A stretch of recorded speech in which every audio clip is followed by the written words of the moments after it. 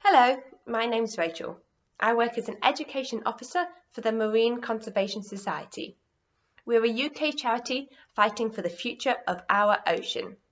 We have a team of scientists who monitor the health of the ocean and we work to protect it. We believe in people power, so we work with young people like you, as well as the general public, businesses and the government, so that everyone knows what they can do no matter where they live to help protect our ocean. Together, we work towards a cleaner, a better protected, healthier ocean where nature flourishes and people thrive. As part of our work, we run a project called Our Blue Heart, which explores what the ocean means to people. Our aim is to understand the relationship between people and the ocean, and it's this relationship we're going to explore more in this lesson. Today, you're going to be thinking about the question, how can we help more people experience the well-being benefits of blue spaces? To help us understand what this question means, we're going to explore two smaller questions. Firstly, we're going to think about how are we all connected to blue spaces, where we'll look at blue spaces, so it's big and small, that are found around the whole of the UK, no matter where you live. Then we'll focus on how blue spaces make us feel. The biggest blue space of them all is the ocean. But what does the ocean mean to you? What do you already know about the ocean? What do you like about the ocean? What don't you like about the ocean? Pause this video now to complete the first activity. No matter where we live in the UK, we are all connected to the ocean in many ways.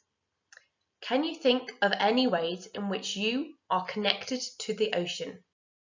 Pause now to complete activity 2. Now that you've thought of some ideas of how you connect to the ocean, watch this video to learn more about how the ocean helps in our daily lives. What did the ocean ever do for us?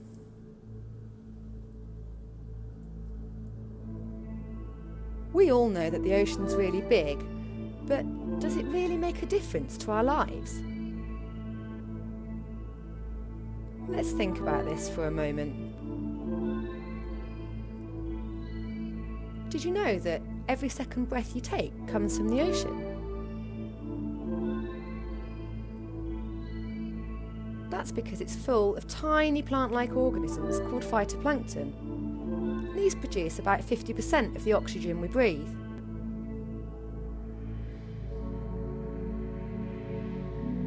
Not only that, the ocean is central to the water cycle, which provides us with fresh water to drink. So that's two of the major things humans need to survive covered: oxygen and water. Our climate on Earth is also controlled by the ocean, as ocean currents move heat around the world.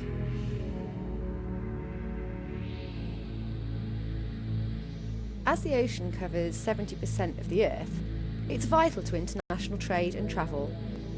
So most of the big items in your home, like washing machines and fridges, and even cars, have probably been transported across the seas from where they were made. Worldwide, the ocean provides an important source of food and medicines,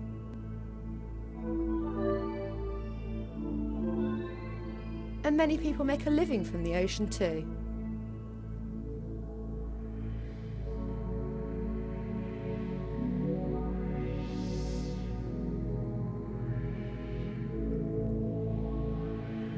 As well as all this, being near the ocean is great for our health and well-being. When we spend time at the beach, enjoying water sports, building sandcastles, or eating ice creams, we're happier and more relaxed. So, does the ocean really make a difference to our lives?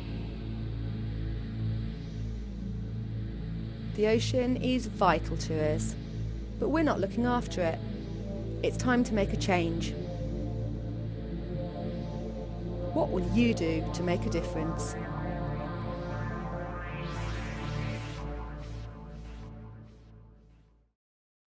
Can you remember how the ocean is connected to us and helps us in our daily lives? Add these thoughts to your brainstorm that you started in Activity 2. Pause the video here to complete Activity 3. We all live downstream from the ocean.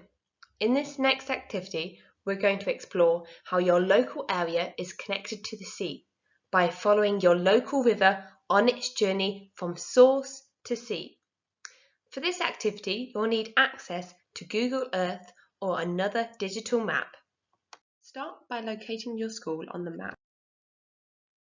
Then zoom out to locate your nearest river. In this example, it's the River Dove. Now, search the River Dove using the search engine in the top left-hand corner. This will bring up information box. Click on More Info to learn about your local river. This includes the mouth of the river. The mouth can sometimes lead straight to the sea, but often it will lead into another river, in this case, the River Trent. Repeat these steps again until you reach the sea. Search the name of the river, click on More Info, find the mouth, until the mouth turns into the estuary and meets the sea. Once you reach the sea, play around, zooming in and out to understand how your school connects to the sea.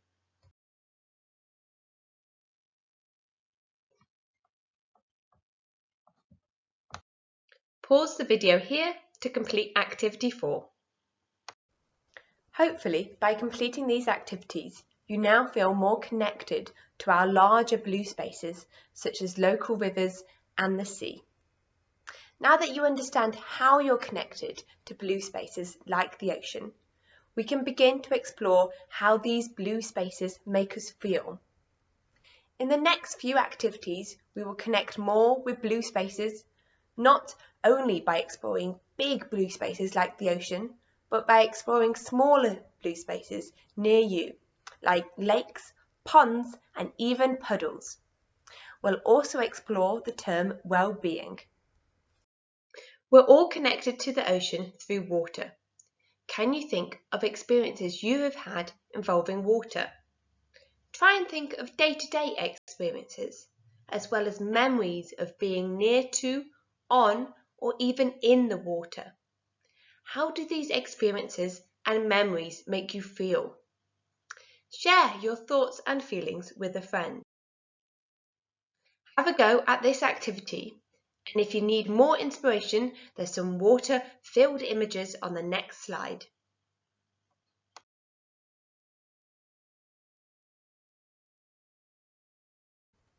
Have you heard of the term well-being before? Our mental health and well-being is really important, and it's important that we look after ourselves. Well-being relates to our quality of life, and it's different for every person as we all like different things and live in different ways.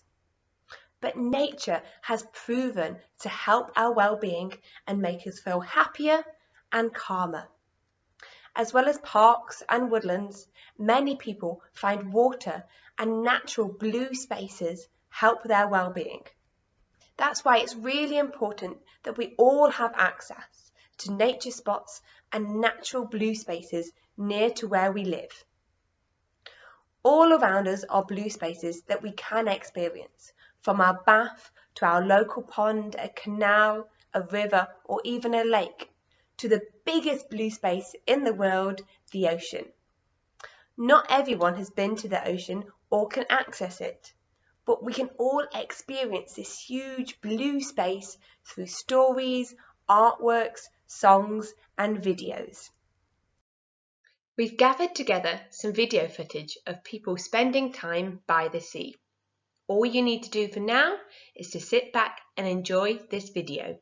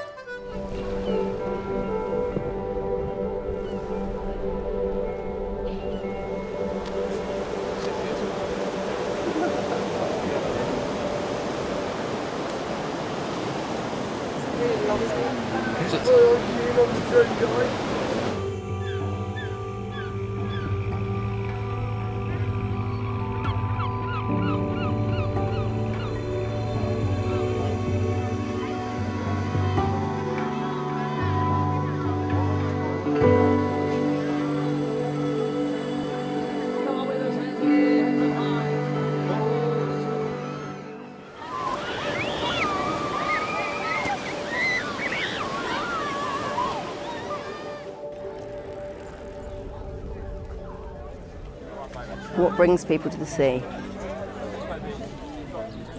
I mean, it's beautiful. Is it something as simple as that? I don't know. You can breathe.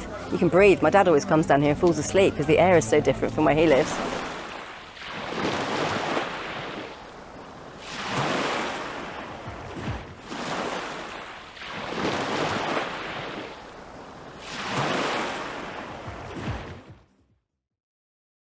How did that video make you feel?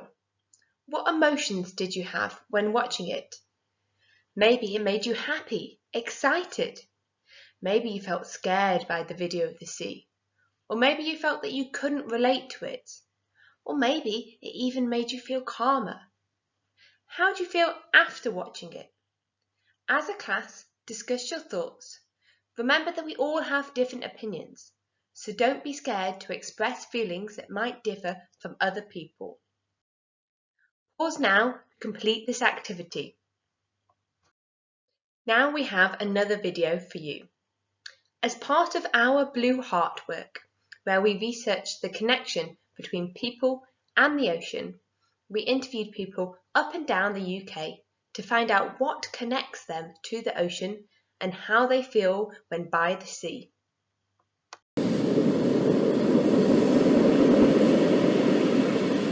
I think we all come from the sea in some ways, you know, from being in your mother's belly.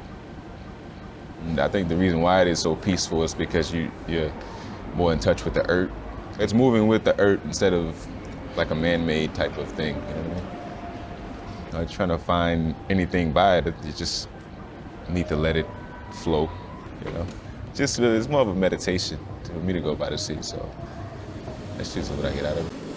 I think listening is something I do.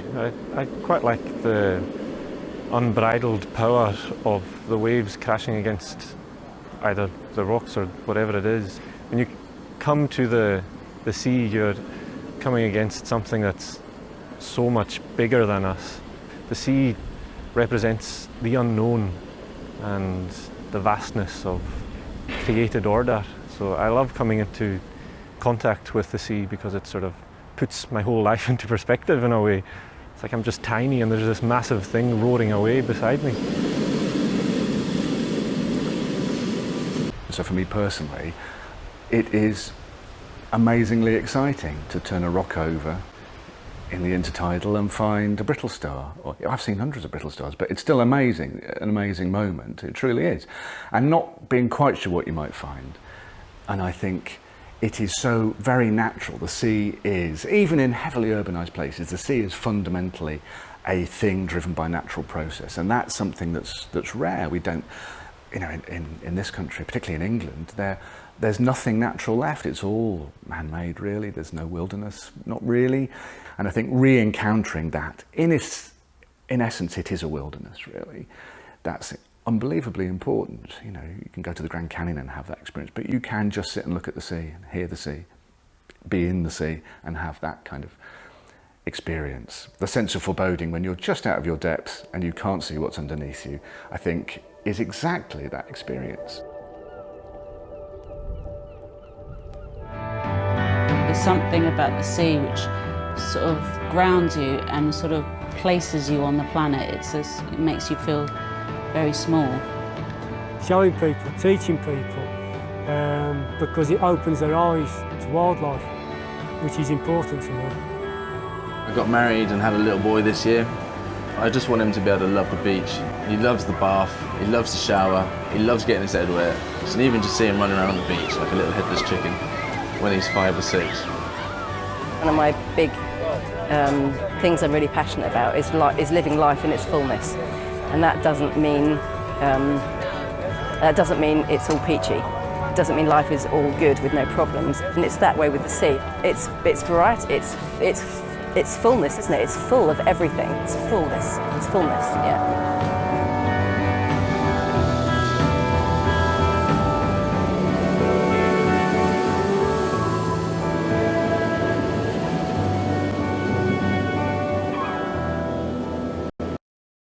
How did the ocean benefit the well-being of people in the video? Did you relate to the emotions of anyone in the video? Do you have a blue space near you that you can connect with? Do you think it's important to have access to blue spaces? Pause now to complete this activity. Now we've explored our thoughts, feelings and emotions and well-being connections to blue spaces, return to your brainstorm activity and with a different colour add any thoughts and emotions when thinking about the ocean. Pause here to complete this final activity. Hopefully this lesson has helped you feel more connected to our biggest blue space, the ocean. And now you feel more grateful for the ocean and how it contributes to our daily life, no matter where we live, from the oxygen that we breathe to the water that we drink. Hopefully exploring our feelings and emotions has helped you to realise the benefits that we can gain from experiencing blue spaces, whether that's your local puddle, pond, river or sea. It's important that these blue spaces are protected and celebrated so that more people can access these blue spaces and feel their well-being benefits.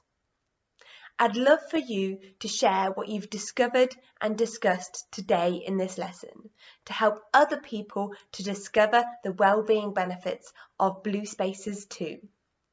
We'd also love for you to share your work with us at the Marine Conservation Society. Take a photo of your brainstorm activity and send to our email address and share and tag us on social media.